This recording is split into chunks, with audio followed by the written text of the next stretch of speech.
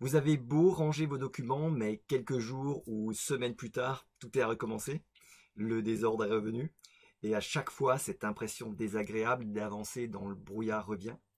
Du coup, classer vos documents est devenu une véritable corvée parce que vous avez l'impression de perdre votre temps et qu'en plus, vous avez peur de ne pas les retrouver quand vous en aurez besoin. C'est le comble.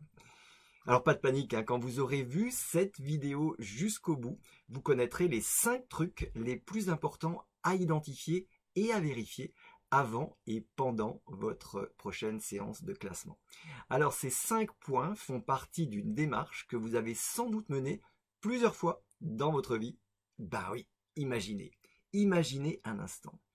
Avant de faire une demande de prêt, il faut impérativement identifier toutes les lignes de dépenses et de revenus et faire un inventaire finalement de tous les comptes que vous avez ouverts et sur lesquels vous détenez une épargne. Bien, c'est une sorte d'état des lieux financier. Avant de construire une maison, le géomètre va faire les relevés de niveau et de composition du terrain. Alors ce serait bien sûr risqué de ne pas tenir compte des paramètres pour définir la profondeur et le type des fondations à prévoir avant de couler le béton. C'est une sorte d'état des lieux géologique. Avant d'emménager dans un appartement que vous louez pour les vacances, vous avez sans doute vérifié l'état général, décompté de pièce en pièce tous les équipements, de la machine à laver le linge jusqu'à la petite cuillère. C'est rassurant, on sait exactement où on met les pieds et pendant votre séjour, vous ne rechercherez pas le grille-pain qui n'a peut-être jamais été là à votre arrivée dans les lieux. Cette fois-ci, c'est un état des lieux au sens propre du terme. Bien, pourquoi en serait-il autrement pour votre univers numérique, celui dans lequel se trouve une bonne partie de votre vie numérique, justement? Eh bien, il faut impérativement faire cet état des lieux. Vous verrez à quel point établir cet état des lieux va faire baisser d'un cran, voire de 2, et même plus, votre charge mentale. Si, faites l'expérience. Alors là, vous allez me dire, un état des lieux de ma vie numérique. Ok, mais je fais et je commence par quoi? Alors justement, vous pouvez aller sous la vidéo en description. Je vous ai mis le lien d'accès vers le guide qui va vous permettre de suivre et d'appliquer pas à pas ce que vous allez découvrir dans cette vidéo. Alors cet état des lieux va se faire en 2 étapes et une vérification en 3 points dans l'étape 2. C'est précisément à ce stade que vous verrez apparaître les 3 erreurs fatales qui font perdre beaucoup de temps et d'énergie. Au moins l'une des 3 est commise dans 100% des cas, quelle que soit l'activité. On y va? Imaginez, juste un instant. Il est fréquent qu'on me pose une question sur LinkedIn, puis les échanges se prolongent par mail, continuent sur 1 ou 2 SMS et finissent par un appel téléphonique. Est-ce qu'il vous arrive que ça se passe également comme ça pour vous? Il faut bien avoir à l'esprit tous ces points d'entrée ou ces canaux de transmission de votre info pour ne pas vous y perdre. Vous risqueriez de louper une information essentielle pour l'avancée de l'un de vos projets ou le suivi d'un prospect par exemple. Les points d'entrée dans cet exemple sont donc LinkedIn, la messagerie, email, les SMS et le téléphone. Une fois que votre liste est bien établie, il vous suffira de faire un check 1 ou 2 fois par jour pour être sûr de ne pas louper l'arrivée d'une information qui aurait pu vous être envoyée via l'un de ces canaux de transmission. Alors dans le guide, je vous détaille l'ensemble de mes points d'entrée pour vous donner un exemple et je vous explique également comment faire pour centraliser tout ça et ne plus avoir à faire de gros efforts de mémoire pour ne rien oublier. Allez-y, faites vraiment l'effort d'écrire cette liste, alors soit sur le guide directement, j'ai prévu les emplacements pour ça, soit sur une feuille de papier, mais faites vraiment cette liste des points d'entrée de votre information de manière exhaustive. Vous pourrez la compléter au fil de l'eau si besoin. Le simple fait de les identifier est apaisant. Toutes ces informations que vous échangez au quotidien, sous quelque forme que ce soit, vous allez bien souvent les stocker pour les consulter plus tard ou pour les traiter parce qu'elles déclenchent des actions pour vous.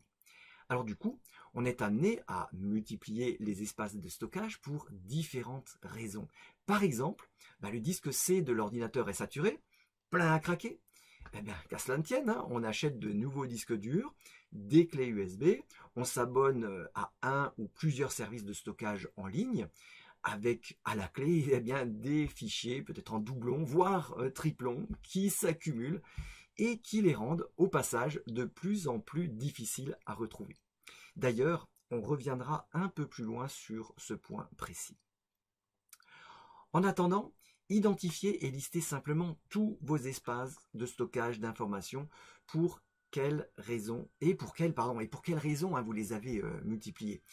Pour les sauvegardes, pour le partage, pour faire face au volume, pour le transfert de fichiers, pour affecter des droits d'accès restreints, pour répondre à des contextes de travail particuliers, hein, comme par exemple copier des documents sur une clé USB de manière temporaire pour vous permettre de travailler en clientèle ou pendant un déplacement parce que vous n'avez pas accès au réseau de l'entreprise. Vous voyez, hein, ça en fait beaucoup des raisons de multiplier les espaces de stockage. Ok, on a donc désormais une vision précise de tous nos points d'entrée et sortie d'informations, ainsi que de tous nos espaces de stockage numériques. Alors bien sûr, vous pouvez étendre cet état des lieux à l'univers papier, selon les mêmes principes. Quels sont tous les espaces de stockage de vos documents papier, armoires, tiroirs, un dossier suspendu, peut-être à la cave, au grenier ou dans une salle archive, au fond du couloir peut-être aussi, enfin bon bref, j'en passe, peut-être même chez un prestataire hein, dans certaines entreprises. Vous pouvez aussi vous demander pourquoi vous détenez ces documents au format papier. Est-ce par obligation légale ou pour un confort de travail, pour être rassuré, pour être rappelé parfois d'une action à mener? Ben, si c'est le cas, plutôt que d'imprimer, il y a peut-être d'autres solutions. Mais avant de les envisager, il faut en être conscient, d'où l'importance, encore une fois, de cet état des lieux. Bref, les réponses à toutes ces questions sont d'une grande aide pour prendre du recul sur ces modes de fonctionnement quant à la gestion de ces documents.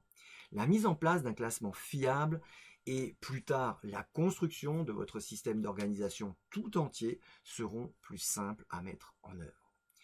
Bien, on a identifié donc tous les canaux de transmission ou les points d'entrée et sortie de votre information et les contenants, ou les espaces de stockage dans lesquels vous allez stocker cette information. Maintenant, on va pouvoir s'intéresser au contenu. Alors justement, pour ce qui concerne le contenu de tous ces espaces de stockage, il y a systématiquement 3 erreurs fatales qui sont commises. Une seule d'entre elles vous a sans doute déjà fait perdre énormément de temps et beaucoup d'énergie. Alors si vous travaillez en équipe, ça peut être littéralement inextricable. Alors avec le guide, vous allez identifier très clairement si, oui ou non, ces 3 erreurs se sont glissées à l'insu de votre plein gré dans les dossiers de votre ordinateur, tablette, disque dur externe ou dans le cloud.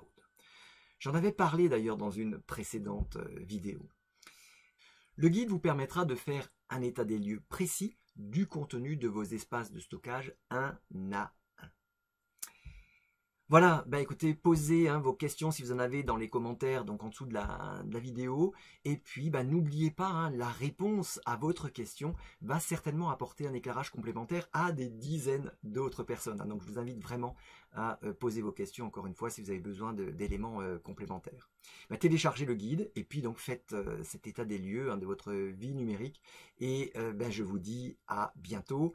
Prenez soin de vous, organisons-nous, reprenons la main pour retrouver un esprit libre et serein. Salut!